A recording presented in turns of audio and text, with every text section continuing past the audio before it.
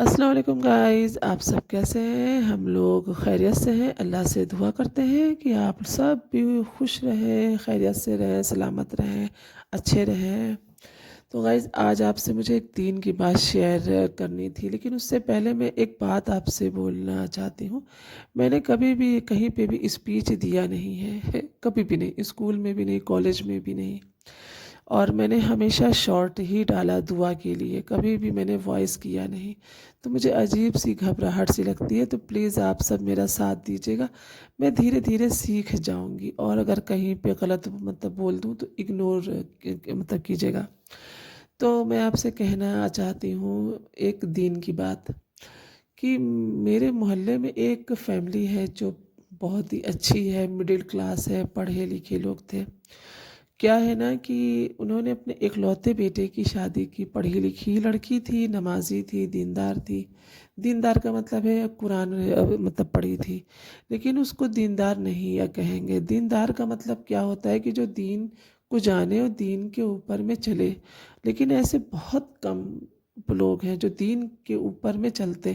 نماز تو آپ کو بہت لوگ پڑھتے ہوئے مل جائیں گے، اور قرآن بھی پڑھتے ہوئے مل جائیں گے، لیکن رشتے نبھانا، دین پہ چلنا، ایک دوسرے سے محبت کرنا، ایک دوسرے کی غلطیوں کو معاف کرنا، ایسے آپ کو بہت کم لوگوں کو ملیں گے۔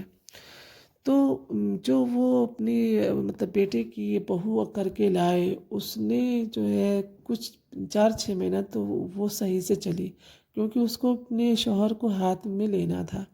اور جیسے ہی اس نے اپنے شوہر کے اوپر اپنا بھروسہ بنا لیا، تو اس نے دھیرے دھیرے شوہر کے دماغ میں بھرنا شروع کر دیا کہ تمہارے جانے کے بعد تمہاری ماں میرے ساتھ ایسا کرتی ہے، تمہارا باپ ایسا کرتا ہے، تمہاری بہن ایسا کرتی ہے، تمہارا بھائی ایسا کرتا ہے۔ اس نے ماں کو بیٹے سے جدا کر دیا، بھائی کو بہن سے جدا کر دیا۔ اور وہ ہم تو ایسے جو ہے نا لڑکوں کو جاہل ہی کہیں گے۔ کیا تم شادی سے پہلے نہیں جانتے تھے کہ تمہاری ماں بہن بھائی سب کیسے تھے؟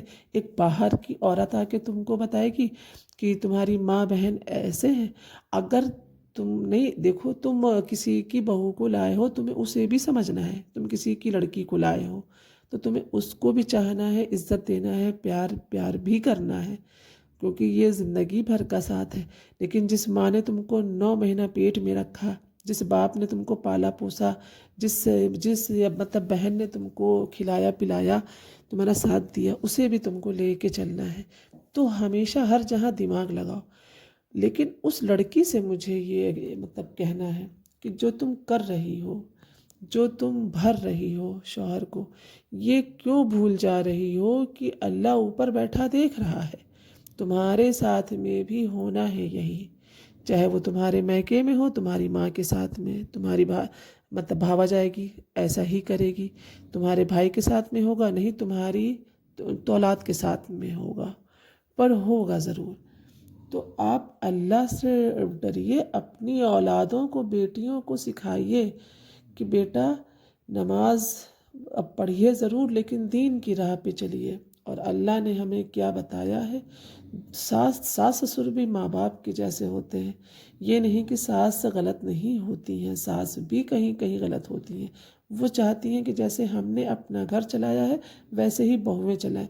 تو کیا ہوا، جب تک ساس زندہ ہے، 4 سال 10 سال، تب تک آپ کر لیجئے، پھر زندگی بھر آپ کو اکیلے ہی رہنا ہے، اکیلے ہی کرنا ہے۔ تو کچھ دن میں آپ کا کیا بگڑ جاتا ہے؟ تو آپ کو میری یہ بات کیسی لگی پلیز کمنٹ کیجیے گا، اور دعاؤں میں یاد رکھیے گا۔ اوکے، اللہ حافظ۔